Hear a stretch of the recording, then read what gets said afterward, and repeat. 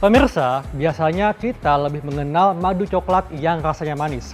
Namun ada juga madu yang warnanya gelap hitam, namun pahit rasanya. Katanya madu hitam ini memiliki khasiat yang lebih unggul untuk kesehatan dibanding madu umumnya. Penasaran? Kali ini saya akan berbincang bersama Dr. Mute untuk mengulas tentang madu hitam. Nah pemirsa, saya sudah bersama dengan Dr. Mute. Halo dok, apa kabar? Apa kabar baik dok. Masyarakat kan taunya kalau madu itu warnanya kecoklatan dan manis rasanya. Tapi ada juga nih madu yang warnanya hitam dan rasanya lebih pahit. Dan katanya khasiatnya untuk kesehatan lebih unggul dibandingkan madu pada umumnya. Nah sebetulnya dok, apa madu hitam ini dan dari mana asalnya dan apa bedanya dengan madu pada umumnya? Jadi madu itu kan terdiri dari bermacam-macam warna ya dok. Tergantung dari si lebah itu makan ke tanaman apa. Nah madu hitam itu sejenis madu liar. Kemudian dia juga rohani ya, artinya tidak ada proses. Nah kemudian kenapa dia warnanya hitam dan rasanya pahit itu biasanya madu itu mengambil dari tanaman mahoni dok. Jadi memang dia tumbuhnya liar, artinya madu yang mengembang biakannya itu memang tumbuhnya liar, tidak diternak dok. Betul, ya? tidak diternak. Dan kalau di masyarakat dok ya, kalau rasanya pahit itu katanya lebih baik khasiatnya untuk kesehatan. Nah sebetulnya apa saja dok khasiat untuk kesehatan dari madu hitam ini? Ya, jadi karena warnanya hitam tentunya dia tinggi kandungan flavonoidnya ya. Jadi kita tahu kalau flavonoid itu kan dia antioksidan, kemudian juga antibakteri. Nah kemudian juga kenapa dia rasanya pahit, karena dia mengandung zat yang namanya alkaloid dok. Nah alkaloid ini juga fungsinya juga sebagai antibakteri. Memang kalau secara khasiat dibandingkan madu yang biasa atau yang warnanya lebih terang dia lebih baik. Nah kalau madu hitam ini kan rasanya pahit dok. Jadi digunakan sebagai apa nih kalau kita ingin mengkonsumsinya sehari-hari? Madu hitam itu kan dia untuk pengobatan ya dok ya. Biasanya memang yang dikenal itu sebagai baik untuk penderita diabetes. Karena apa? Kandungan glukosanya dia lebih rendah dibandingkan madu yang biasa. Terus yang kedua juga dia tinggi anti-inflamasi atau anti peradangan dok. Sehingga baik untuk penderita dengan asam urat dok. Nah kemudian juga dengan anti-inflamasinya tersebut terkenal juga madu hitam itu memiliki manfaat untuk MAH ya, gangguan lambung. Kemudian juga karena dia memiliki antibakteri yang tinggi, dia juga baik untuk saluran pencernaan. Dia juga untuk diare juga baik, begitu dok. Nah kemudian juga karena kandungan yang lain, ada vitamin B dan mineral lain juga baik untuk masalah kecantikan dok. Salah satunya yaitu flek di wajah, kemudian jerawat gitu juga baik. Jadi dapat digunakan secara topikal dok ya, selain dikonsumsi minum ya? Selain diminum juga dapat dioles dok gitu. Apakah semua orang, baik itu anak-anak hingga lansia, tua muda atau mereka yang punya penyakit tertentu boleh mengkonsumsi madu hitam? Jadi kalau untuk karena dia bentuknya rohani ya, artinya madu yang tidak diproses ya, tentunya kita tidak boleh memberikan itu kepada anak-anak di bawah usia 1 tahun. Khawatirnya adalah adanya bakteri Clostridium botulinum itu gitu. Nah untuk ibu hamil juga wajib hati-hati. Nah kalau untuk penderita diabetes, kolesterol tinggi, hipertensi itu juga bagus. Nah, untuk mendapatkan manfaat kesehatannya, berapakah takaran sebaiknya kita mengkonsumsi madu hitam dalam keseharian, dok?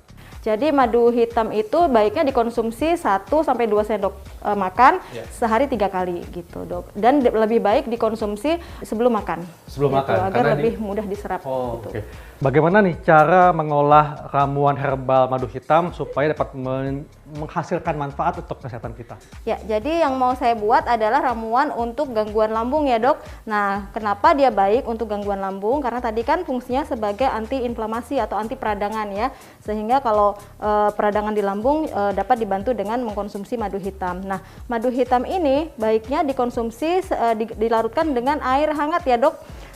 Jadi jangan air panas, karena apa? Dia mengandung beberapa enzim. Kalau dilarutkan dengan air panas itu akan rusak enzimnya. Nah, kalau gitu madu hitam apakah boleh direbus, dok? Tidak boleh. Nggak boleh ya? Tidak boleh Tapi direbus. kalau dengan air hangat boleh? Boleh. Jadi suhu di bawah 80 derajat ya, suhu optimum. Jadi ini saya 1 gelas air hangat, kemudian kita larutkan madunya sebanyak 2 sendok teh. Atau kalau nggak misalnya tidak mau pakai air, boleh dikonsumsi langsung, tetapi jangan langsung ditelan.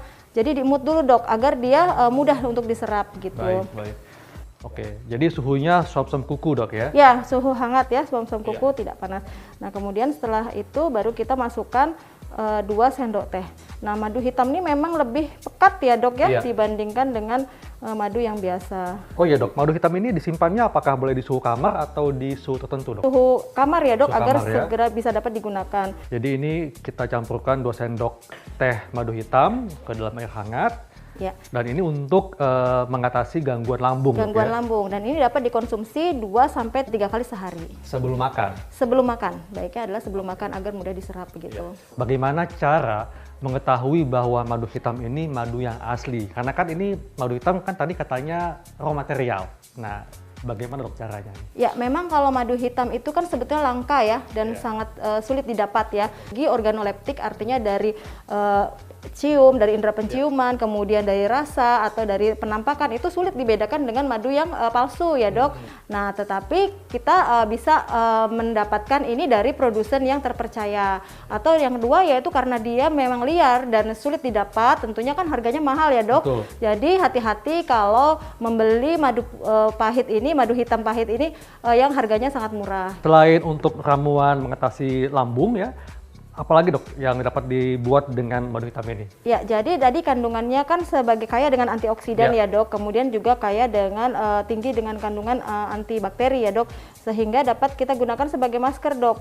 Nah, dia juga tadi kan memiliki fungsi untuk menghilangkan flek-flek hitam ya.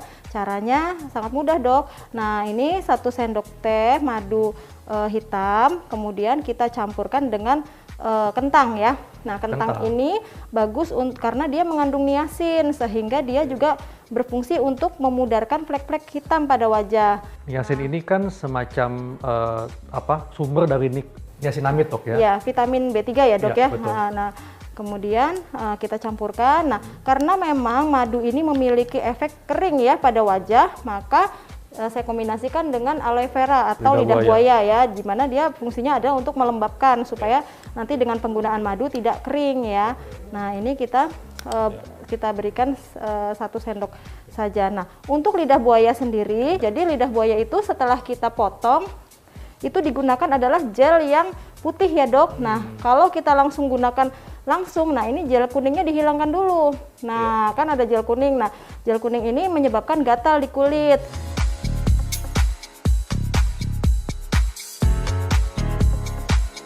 Nah, ini getah kuning ini seperti ini. Nah, ini menyebabkan iritasi pada wajah. Getah kuningnya hilang, kemudian kita ambil bagian gel yang bening. Nah, setelah itu baru kita campurkan kepada madu, kentang, dan tepung beras ya. Nah, tepung beras ini juga baik untuk mencerahkan wajah gitu. Nah, kemudian ini kita campurkan hingga membentuk pasta dok. Kita membentuk pasta. Setelah itu jangan lupa apapun yang akan dioleskan ke wajah atau ke rambut atau ke kulit ya, itu harus dilakukan tes alergi dok. Walaupun memang pada madu hitam ini jarang sekali, atau madu pada umumnya jarang menyebabkan alergi ya, tetapi ada kondisi-kondisi pasnya tidak semua orang sama ya. Jadi harus dilakukan tes alergi, yaitu dioleskan pada lengan atas bagian dalam, nanti dilihat apakah gatal atau timbul kemerahan atau bengkak ya. Jadi kalau misalnya timbul seperti itu tidak usah digunakan. Nah, setelah menjadi pasta, ini dapat kita aplikasikan ke wajah dok. Nah, ini dibiarkan hingga kering, kemudian setelah kering kita usap wajah, dimasas ya, dimasas, kemudian baru dibilas. Dapat dilakukan seminggu sekali, maksimal seminggu 2 kali. Maksimal seminggu 2 kali. Maksimal seminggu 2 kali. Dan seberapa jauh dok racikan herbal ini dapat membantu untuk memudarkan flek hitam pada wajah? Ya, jadi kalau herbal itu memang kerjanya tidak instan ya dok. Jadi memang perlu proses, tentunya mengikuti dengan proses regenerasi kulit ya. 28 hari mungkin baru tampak manfaatnya, yaitu sekitar 3 kali pemakaian, 3 bulan pemakaian begitu. Nah pemirsa, demikianlah bincang sehat saya dengan Dr. Mute mengenai khasiat madu hitam. Saya Dr. Heka Lansari dan Dr. Mute untuk Hidup Sehat Plus.